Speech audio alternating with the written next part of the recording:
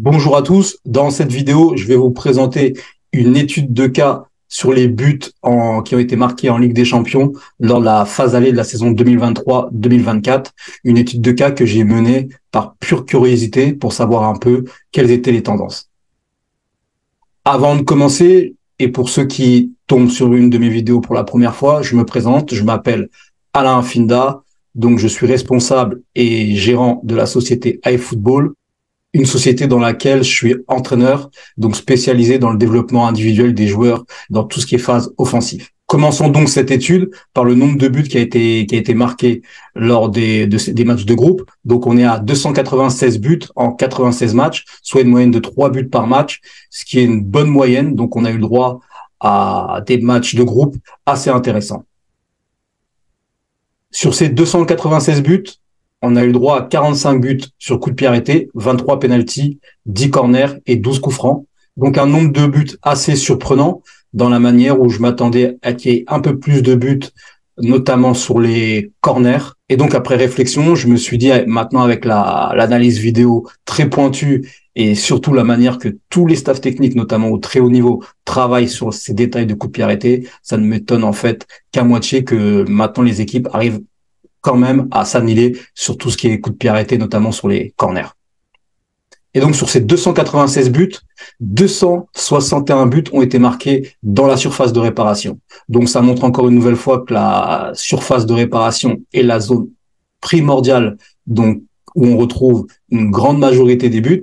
Mais ça, je pense que vous le saviez déjà. Et là où ça devient également très intéressant, c'est de savoir comment ont été marqués ces buts. Donc là, on a 100 buts qui ont été marqués en une touche dans cette surface de réparation, hors coup de pied arrêté. Donc ça doit être encore un peu plus. Et on a 30 buts de la tête et autres. Donc ce que j'ai catégorisé dans autres, c'est tous les buts qui ont été marqués en 2, 3 touches, en sortie de dribble, etc. Donc des chiffres plutôt intéressants, notamment sur la finition en une touche, qui semble être la finition préférentielle donc dans cette zone. Et là où ça devient intéressant, c'est de savoir où sont marqués précisément ces buts dans la surface de réparation.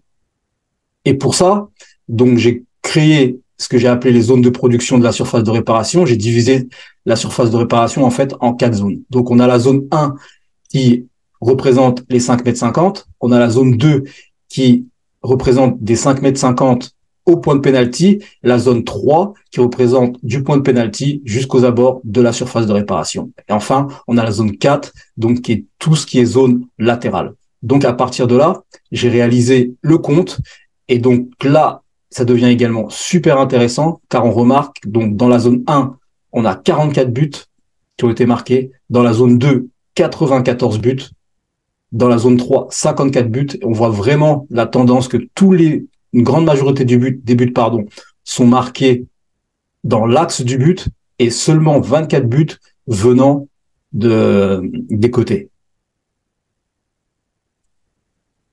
Et on peut clairement s'apercevoir à travers ces petites statistiques que la zone 2 est clairement la zone décisive. Donc la zone 2, c'est celle qui est entre les 5,50 m et le point de pénalty. Donc maintenant, vous devez sûrement être devant la vidéo et vous demander, OK, ça c'est bien beau, mais quel impact pour vous en fait en tant que footballeur amateur? Et là, je vais vous expliquer. Donc, parce que je sais qu'il y a pas mal de coachs aussi qui regardent mes vidéos. Donc, si tu es coach, je te propose d'analyser et revisionner les 10 derniers buts de ton équipe lors des matchs. Si tu es joueur, analyse, revisionne. Si tu n'as pas la possibilité d'avoir les vidéos, essaie de te rappeler tes 5 derniers matchs ou tes 5 derniers buts, ou tes 5 dernières actions, où elles se sont situées. Et donc, à partir de là, vous allez vous poser ces 3 questions et réaliser un bilan. Donc ça, c'est si vous êtes un coach, ou mes buts, ça c'est si t'es joueur, ont été marqués. Une touche, 2 touches, reprise de volée, tête, etc. La deuxième question que vous allez vous poser, c'est quelles ont été les tendances. Peut-être que tous les actions que vous vous êtes procurées ou tous les buts que vous avez marqués viennent d'un centre. Peut-être que tous ces buts viennent d'un centre également en retrait. Peut-être que ce sont des frappes de loin, etc.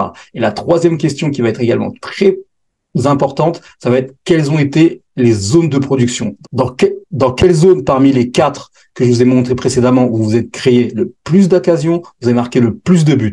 Cette question-là, elle est très importante. Et en réalisant et en répondant de manière très précise à ces 3 questions, cela, en fait, va vous permettre de mettre en place des situations bien spécifiques à vos besoins ou aux besoins de votre équipe pour ainsi travailler de manière personnalisée et individualisée. Ce qui est le top si vous voulez être précis dans le travail. Car en effet, par exemple, si tu es joueur, est-ce que ça vaut le coup de passer 20 minutes de ton temps à faire des frappes, par exemple, dans la zone 4, alors que tous tes buts, toutes tes actions que tu te crées se situent dans la zone 2 ou 3? Je ne pense pas.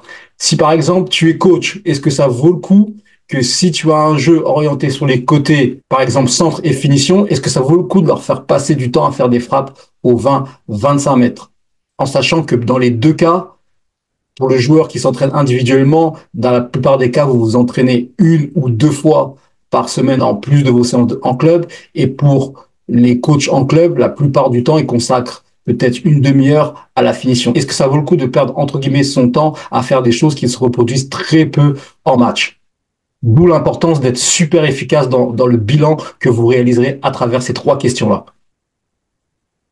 Pour conclure, bien évidemment, cette étude représente uniquement une petite partie, une partie infime des buts. Donc, elle mérite bien évidemment d'être prolongée, d'être analysée plus en profondeur pour exactement savoir vraiment les tendances. Mais je pense qu'à travers, en fait, cette étude-là, et ça nous permet d'avoir une petite idée, de nous orienter sur les zones décisives dans la surface de réparation, mais également de savoir que dans ces zones-là, quelle est la manière la plus efficace de marquer. Et donc, ce sont 2 questions vraiment très importantes à se poser, notamment lorsque vous préparez des exercices ou des situations de jeu pour être le plus efficace possible et ainsi transférer vos entraînements, vos situations en situation de match le week-end. C'est tout pour cette vidéo. Je vous remercie d'avoir regardé et je vous dis à très vite.